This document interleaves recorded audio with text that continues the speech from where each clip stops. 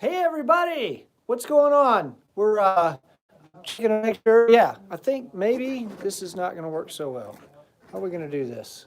Yeah. Let's work, you guys. That'll be good enough for now.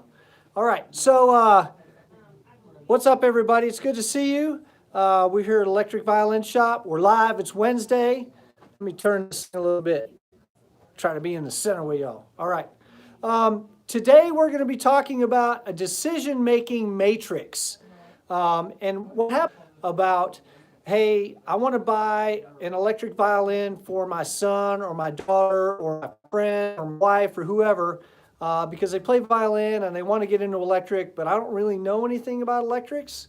So I want to buy them something, but I don't really know what to do.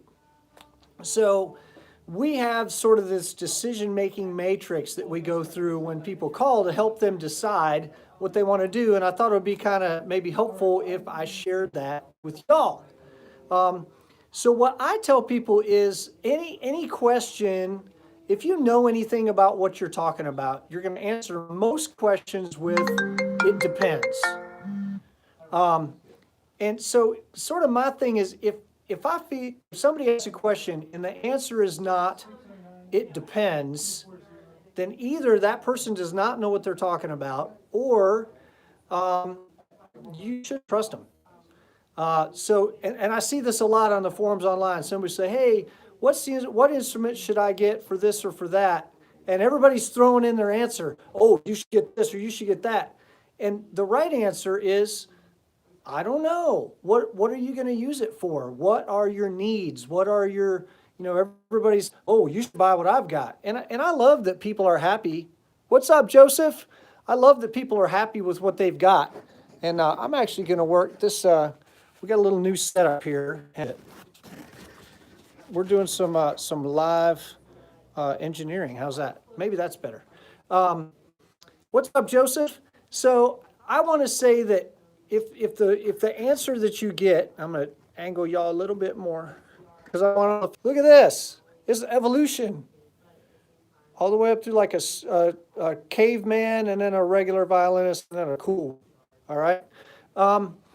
So if your decision matrix doesn't, if the answer, I guess the short version, if the answer to your question is not, it depends, then don't trust that person. They either don't know what they're talking about or they're trying to sell you something. Now, in fairness, I work at a violin shop. I'm trying to sell you stuff. I'll be straight up about that, okay? But I don't work on commission, so I don't care if you buy a $600 violin or a $6,000 violin. It doesn't change my day at all. I don't own the shop. I just work here, and the thing for us too is that because we're a small online shop, what's more important to us than one sale is our entire reputation. Because if it sort of gets out that, hey, these guys are just trying to make a quick buck off you, then, we're all violinists. Everybody who works here plays. So we actually care about this business. Maybe I make an extra $100 by upselling you something that you don't need, but then, you're gonna tell people, hey, I think the guys are just upselling me all the time, and then, hey, what's that do to my next sale, right? So, that's sort of the business model. But back to the decision-making process. If somebody says, I want to buy a violin for my son or my daughter or my wife or whoever, how do we decide which violin is going to be right for you? Well, we ask a lot of questions.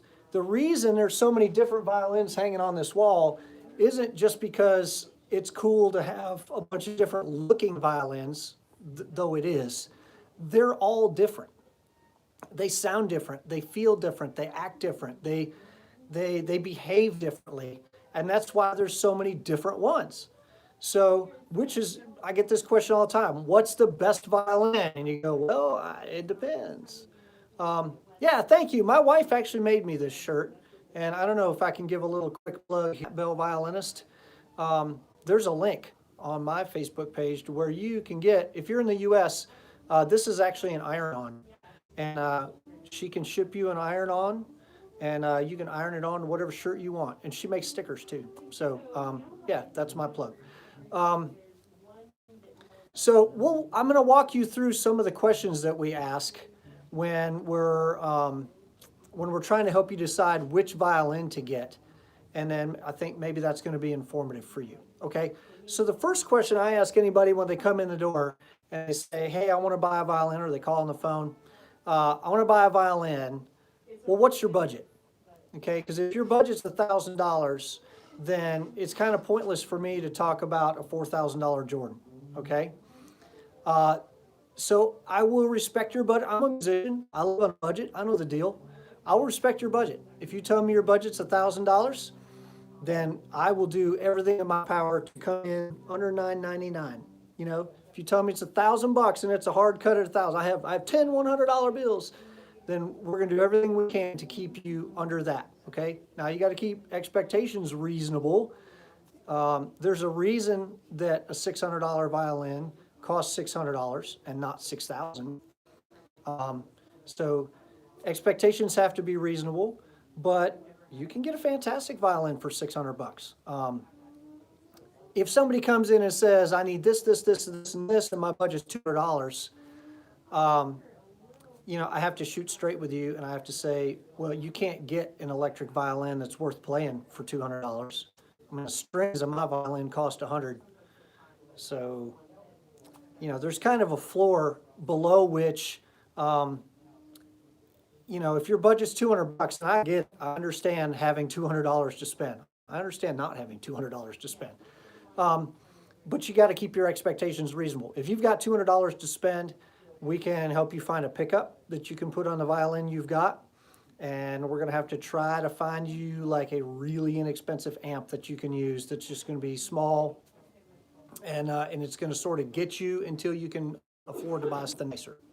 Okay? So yeah, the first question I ask is, what's your budget? Because once I know what your budget is, then I sort of know how much room we've got to work with. Okay? The next question I ask is, what do you want to do with it? When you're getting an electric violin, that's great. Why? Why do you want an electric violin? And I'm not trying to like argue with you. No, you don't want an electric violin. Of course you want an electric violin. But I want to know what you want to do with it, because it's like walking into a car dealer and going, well, what's your best car? Well, we have 50 different cars here, sir. They're all sort of good in their own way. So the question is, what do you want to do with it? Do you want to play out? Are you buying this as a practice instrument? Are you learning how to play? Do you have 6 electric violins already and you just want one that's unlike the ones you have? It sort of depends. What do you want to do with it? And once you've sort of said, okay, what do I want to do with this violin, then that sort of points me in a different direction. If this is just for practice, the only thing I'm going to use this for is practice. I'm a classical violinist, and I travel a lot for business, and I can't take I'm not going to take my $30,000, you know, French violin on an airplane with me and then have to throw a heavy mute on it in my hotel for a practice violin. It's about, I think it's around $1,000, maybe under $1,000. I don't remember all these prices off the top of my head, but it's a relatively inexpensive instrument, and you can take it with you. You don't have a whole lot of money at risk. It's super lightweight. It's got a little headphone jack on it. You can practice in your hotel room. Nobody's going to hear you. That might be a great instrument for you. Now, if you ever intend to play out in public, you're kind of up a very specific creek, because that violin does not have a 1/4 inch output on it, which means it's really not ideal for touring, right? Because what am I going to plug it into? It's an 1/8 inch headphone jack. I mean, that's not a pro instrument. You're not going to go get paid to play that thing. If you're going to be playing out, okay, you're playing out. Let's talk more about that. You know, are you playing in the same band every night? Or are you in a different band every night? Are you doing like solo violin, busking and looping? Are you in a situation where, say, you're at an open mic night, so I need to be able to plug in an amplifier? Am I playing at a church that has in-ears? You know, what am I doing with this instrument?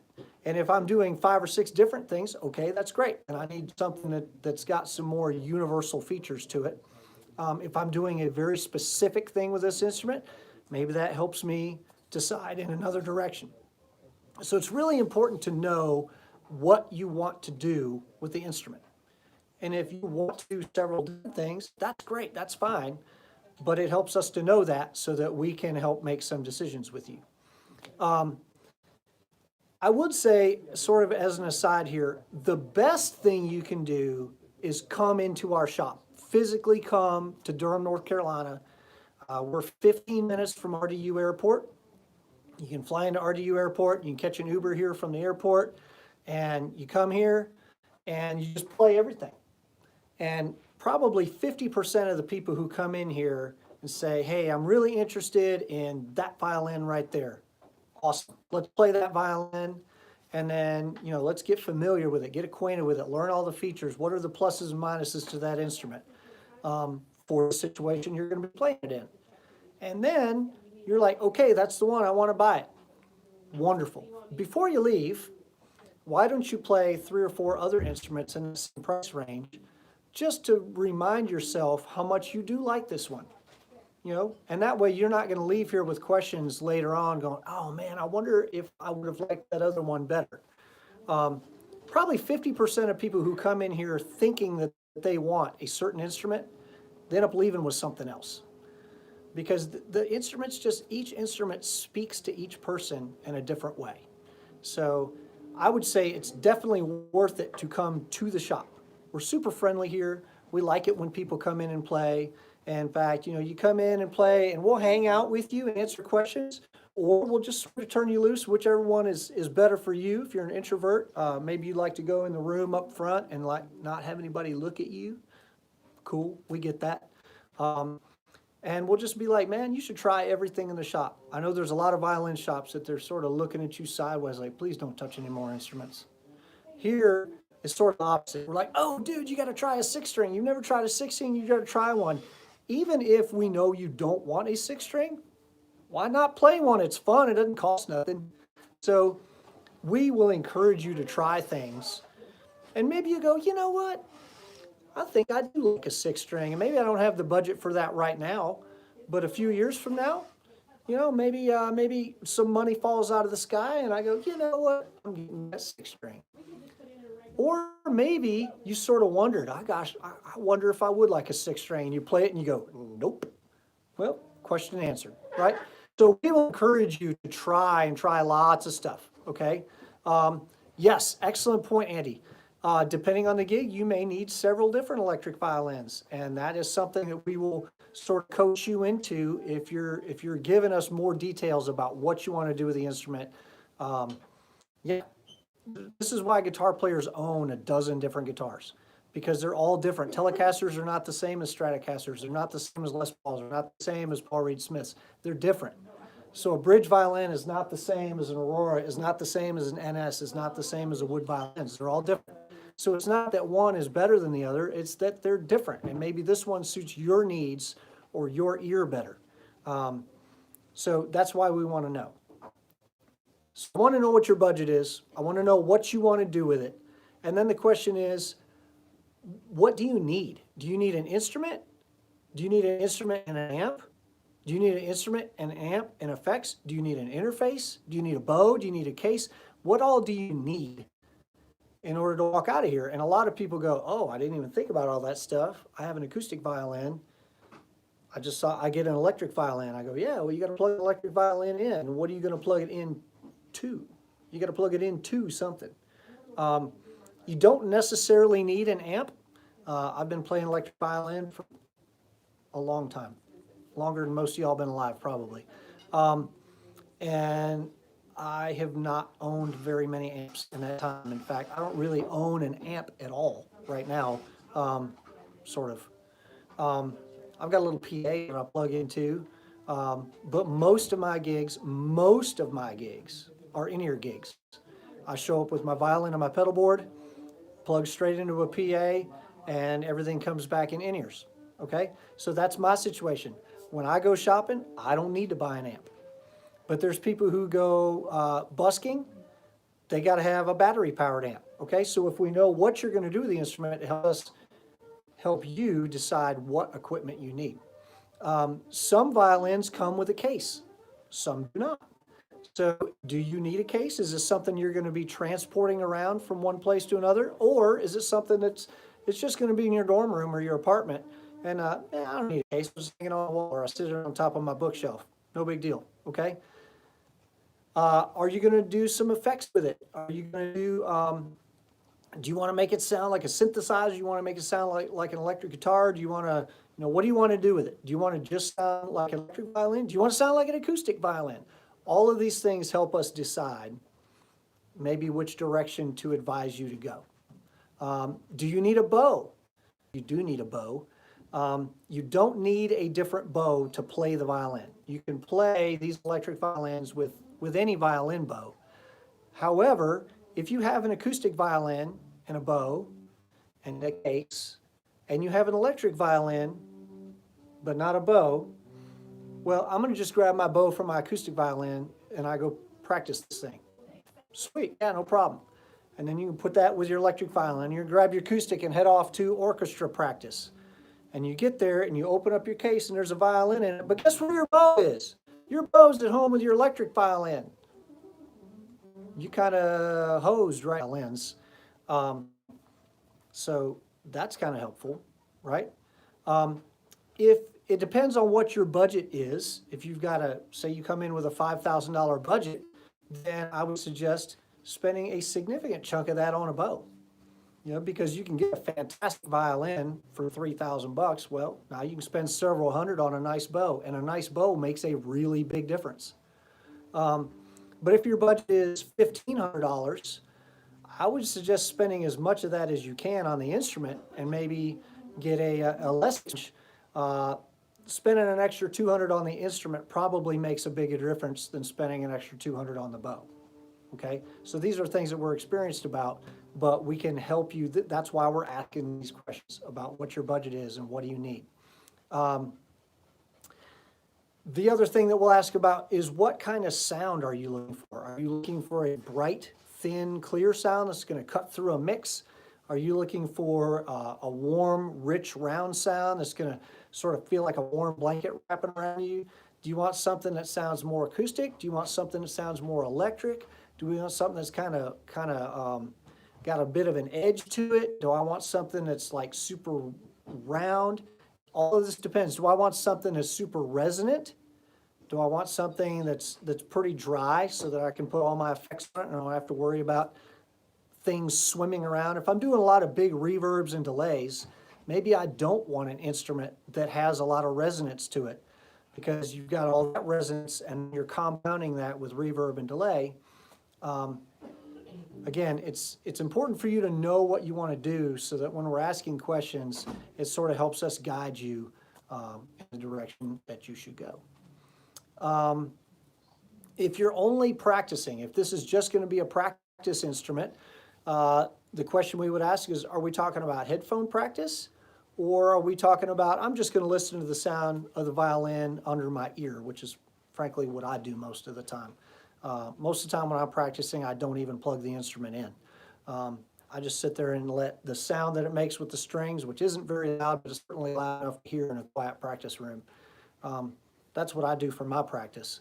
But if you really want to have headphones, well, then we'll have to sort of figure out, does the instrument have a headphone output on it? If it doesn't, what sort of options do we have for headphones? Do you want to be able to play along with MP3s? Even if you're a classical player out there, there are so many accompaniment tracks available to you. If you're working on, Mozart Concerto No. 5 or whatever, there are backing tracks that you can get that are the accompaniment tracks to that are either MIDI or they're an actual orchestra recorded playing that stuff. And maybe you want to be able to pipe all that in through your headphones and you go, man, I didn't even know you could do that. And you go, yep, you sure can. Do I want to just practice with the instrument unplugged? Do I want to practice through headphones? Do I want to be able to pipe in an MP3? Do I want like a little tabletop amp that, it doesn't need to be dead silent in this room. I would like to hear a little bit of air. Yeah, so those are all things that help us direct you in your buying process. So I would say, like, my priority list is, I want to know what your budget is. I want to know what sound and feel you're looking for. I want to know what you're doing. And then sort of farthest down the list is the look. Okay, now the look is important. Obviously, we didn't They paint these things for a reason because they look cool. Now, a white violin doesn't sound any different than a checkerboard violin, but looks are important. So we can help steer you on the different looks of violins too. But for me, the bigger deal is budget, sound, and feel, and then look is after. But looks are still important. So if you're like, man, or if in your case you're in a group that has said, if you're going to play in this group, you have to have a white violin. That's the rule. Okay, great. Let us know that, and then we'll steer you toward violins that come in white. So that's what's going on with that. That is sort of our decision-making matrix. I want to know what your budget is. I want to know what you want to do with the instrument. Do you need a whole rig? Are we talking about amps, instrument, effects, interface? Yeah, let's talk about the interface for just a second. If you're doing a recording with us, we actually sell a lot of instruments to artists that are in the movie business in California, believe it or not. And so there are a lot of movie score guys out in California that are buying electric instruments to do movie scoring. They don't need an amp. They don't need a case. They probably don't need a bow because they've got other stuff laying around. It's not like they're ever leaving their house with this thing to go gig somewhere. Everything is done right in their house. One violin bow is plenty for them, even if they have 20 violins. And then they plug directly into an interface, and then everything is recorded right there. Well, we have a lot of experience in doing violin recording, so we can, or cello recording, or viola recording, or whatever. So we can advise you in that direction too. If you're like, yeah, I really need more of an acoustic type sound, but I like having the convenience of an electric violin. Well, there are some technologies and plugins that we're aware of that maybe we can help steer you in that direction too. Or we can turn you on to some resources of people we know who do that sort of thing. Again, back to what our general business model is here. Again, we don't work on commission. This shop has been here for many, many years. The deal is we're not trying to make the maximum amount of dollars on each purchase. Okay, and the business guys are all looking at me sideways right now. It's honestly, we want to serve you guys, because if we serve you guys well, then we're going to be in business tomorrow. If I'm just making the most dollars that I can make off an individual person, then I've made some money off of that guy, but I haven't served him well, right? And then he's not going to sound the best that he could sound. I got $200 extra, but he doesn't sound the best that he could sound. He's not going to be as happy as he could be. He's not going to be a repeat customer. And the people who hear him play and be like, yeah, you sound kind of meh, honestly. Where'd you get that violin? Electric violin shop. Oh, well, okay. Yay. So, I mean, it sounds like maybe integrity is important, right? But business is important too, and it turns out that the two of those work together. So, yay for us, right? Happy customers become repeat customers, and happy customers sound good, and they create new customers. So, hey, if I tell you the truth and I serve you well, that actually does benefit us as a business. So, I'm looking for some questions. I don't see a lot of questions in here. Either I'm boring or I'm answering all your questions. How do you like that? That's good. Hey, holiday time is here. I wanted to tell you guys about some new instruments that we got. We got this bridge violin just came in today, and I want you guys to see this. Look at this. You guys can see I'm showing Facebook and YouTube. There's too many social media sites. Facebook and YouTube, both of you guys can see a little checkerboard thing on here, right? And this is a Dragon violin. So very cool on this one. There is this one, just came in. And what's the gold looking marble one, guys? It's called Glowing Embers. Look at that. It's a Glowing Embers violin. What's up, Jaron? So this is pretty hot too. Right? What a piece of art. I love these bridge violins anyway, but man, these guys have some of the hottest paint jobs around. This is a really fun violin. And then what's the other? Oh yeah, they sent this white pearl one too, and I don't know whether you heavily pearlized. Do we have the Zeta Acoustic Electric? We do, in fact. I don't know where it is. It's not behind me. We did a live stream, I think last week, Jaron. We did a live stream on the high-end acoustic electrics. And if you just go back, not now, you should finish watching now. I got important stuff to say. But when all this is done, then go back and watch our live stream from last week. We talked about that Zeta acoustic electric and played it. And yeah, unplugged and plugged in. We tried that. So it was good. I really like that acoustic electric, by the way. Look what else we just got in. This one is this is another bridge. We have a lot of bridges in today. This is the Golden Tasman octave violin. Listen to this.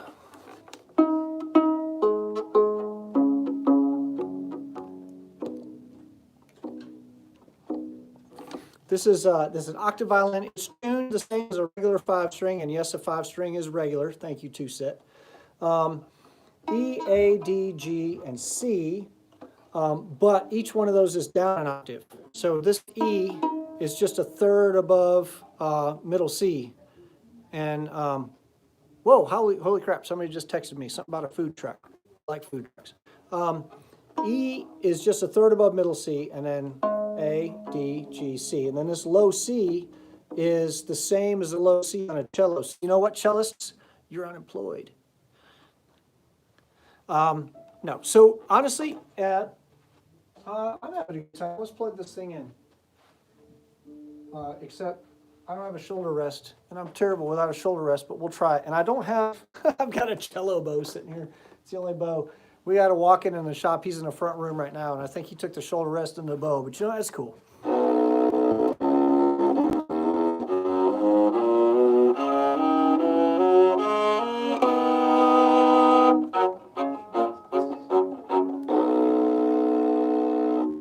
So that's unplugged, but this little tiny body can't really reproduce. Whoa, I didn't mean to do that. Excuse me, the tacos. This little body can't really reproduce those low frequencies very well. Oh, you're so sweet. Thank you, Jamie. You're the man. So here's, I don't have any excuses now. I did have an excuse before, but now I don't. Thanks for taking my excuses away. So we'll plug this thing is.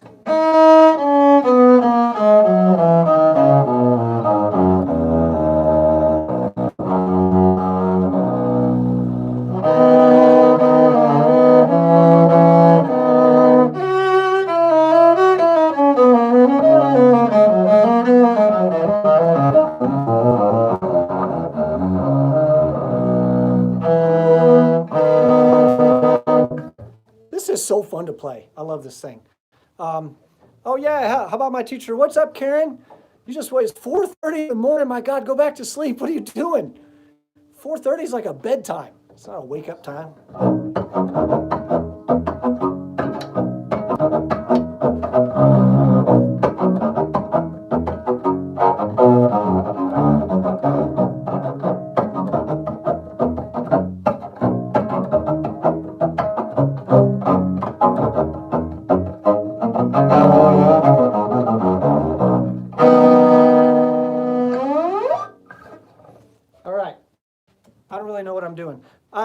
Just in case you guys know, when I'm playing stuff on these live streams, it's never like a song. People are always asking, hey, what song is that? It's not a song. I'm just making stuff up, which is why sometimes I look a little lost and confused because I'm just playing whatever pops into my head. And yeah, if I'm going to play songs, I'm going to be on a job somewhere. So yeah. This is a really cool violin. This octave violin comes with octave strings on it, and it's got a preamp that's specially designed for the octaves. And oh, it's so good. Yeah, who all has octave violins? You got one. Karen's got one. I know that Kev from Black Violin has one exactly like this. And I know that have you heard Black Violin's new album? It's really, really good, by the way. And I'm sure they probably hired somebody like Cremain to do all the cello parts on the album. But when they're tracking stuff and they're writing all these things on the bus, he's got an acoustic electric, well, he's got this violin basically, to do tracking and stuff on the bus while they're writing all these things. So they don't have to lug a big cello around, because who wants to lug a big cello around if you don't have to, right? Let's see, what else? What other fun stuff? We got this. While we're doing fun stuff, you guys aren't going to be mad if I just play a little bit, huh? And talk about some instruments we got hanging around. Let's do this one. This is fun. We just got this. This is a used instrument that we got. It's a Tucker Barrett. This is have you guys seen these Tucker Barrett anchor violins before? Those are really cool. He doesn't make these anymore. So the only ones you're going to find are used ones. This one we just got in. It's been converted to a 6, and it's actually strung high A to low B flat. So it's strung like a viola, more or less. What am I doing here? Let me plug in my wireless. Plug in a wireless? What? Hey, let's talk about that for just a second, because I think there is some confusion out there. Sometimes people don't know what a wireless is. A wireless has to have a transmitter and receiver. Just imagine that this is a cable that takes your signal from your violin, and you know there's 2 ends to a cable, right? There's the input end and the output end. The signal comes in one end and out the other. So imagine you got your 2 ends, and one's the transmitter and the other is the receiver. And then the cable itself is invisible, right? Jesus Fritos texting me. Yo, Jesus. He's not on here right now. I have to text him back as soon as we're done. If you guys don't follow Jesus Frito, you should. How do I play such a violin without touching the other strings? Sometimes I don't. Yeah, so the angles on a 6-string violin are a little tighter. You have to be a little more accurate with your bow, but that's just kind of how it goes. Anyway, this is strung A, D, G, C, F, and B flat. Nice and low.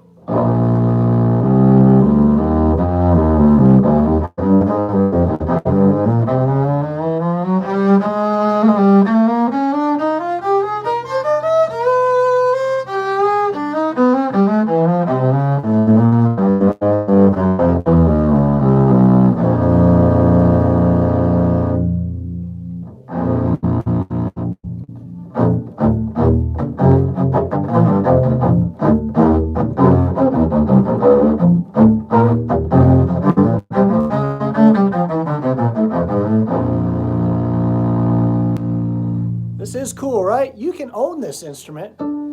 It's for sale.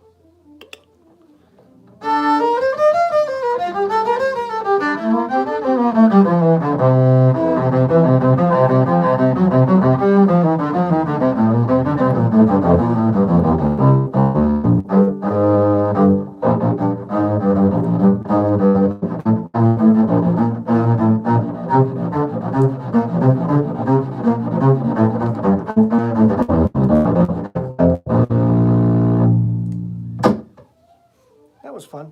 This is a really nice bow. This is a Marquis. Nope, this is a Diamond GX. It's a little hard to put this tag flopping around on it, but I'll do it anyway. Yeah, so this is the Tucker Barrett Anchor violin, and this is a used one. You can find it on our website soon.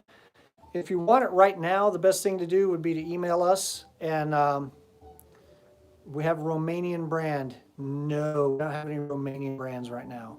Don't forget the other violins. Yeah, just buy them all. Then you can have them all. And then you can open the electric violin shop. I'll come do your live stream for you. It's cool.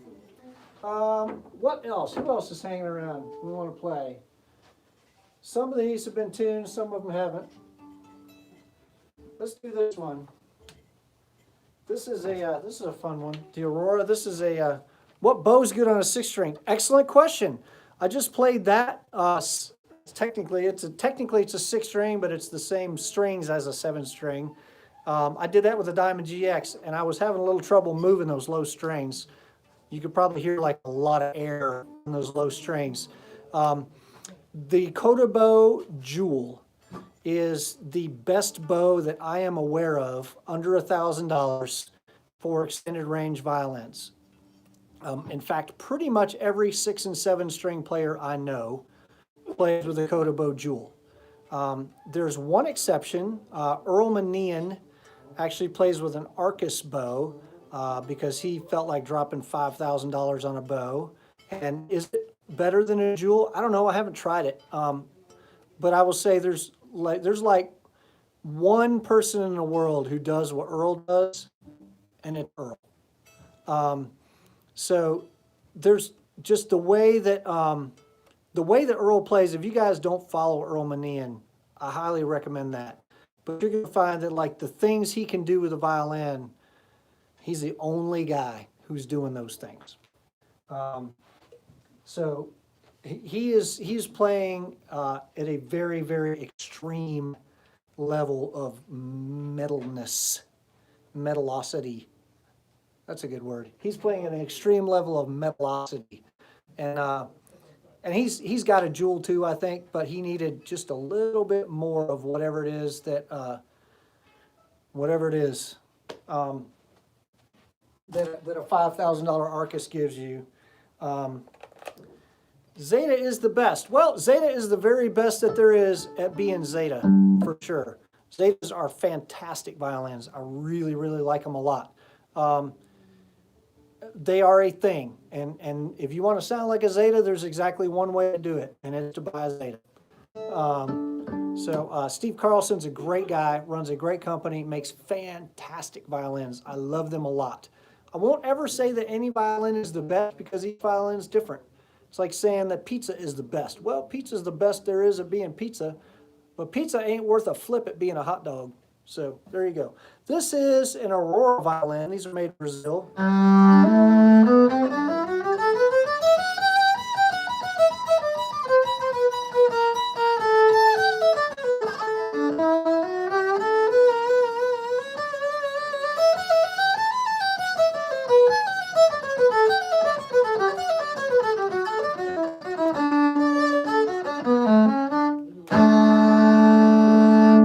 That was weird, man. I just played like a 6 or 7 string violin before this, and I played 4 right now, and it feels like the strings are 1.5 miles apart.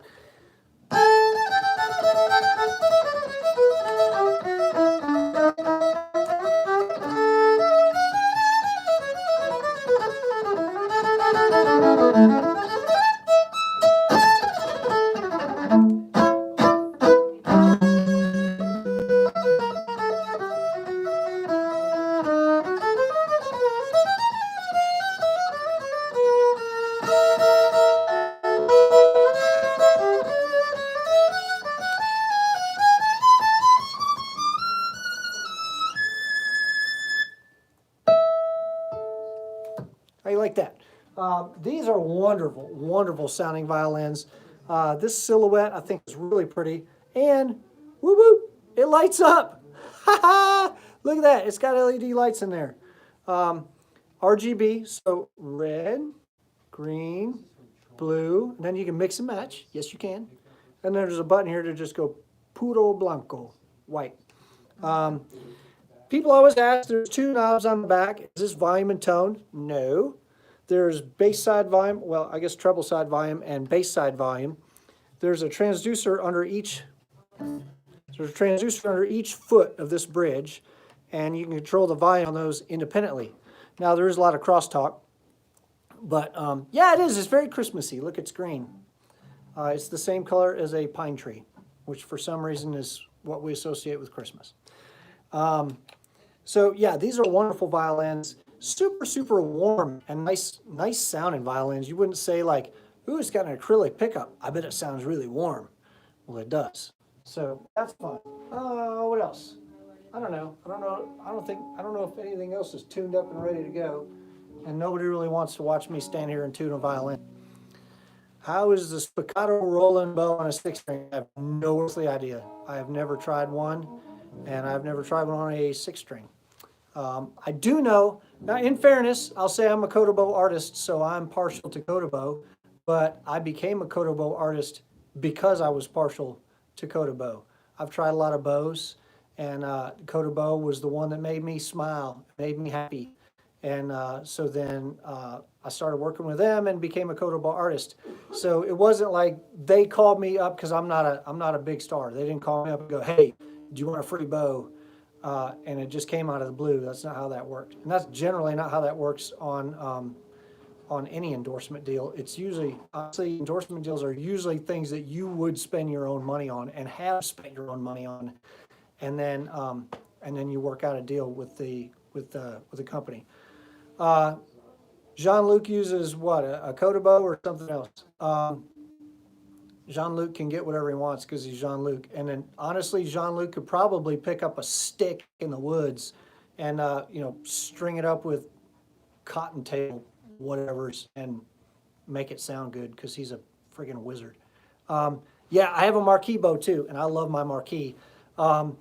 It doesn't pull as big as the jewels, so I tend to use my marquee on a 4-string. If I ever pick up a 4-string for any reason, I don't know why I would pick up a 4-string, but I actually have one. I have a 4-string, and when I play it, I tend to use my marquee. That thing is like melted butter. It's really smooth.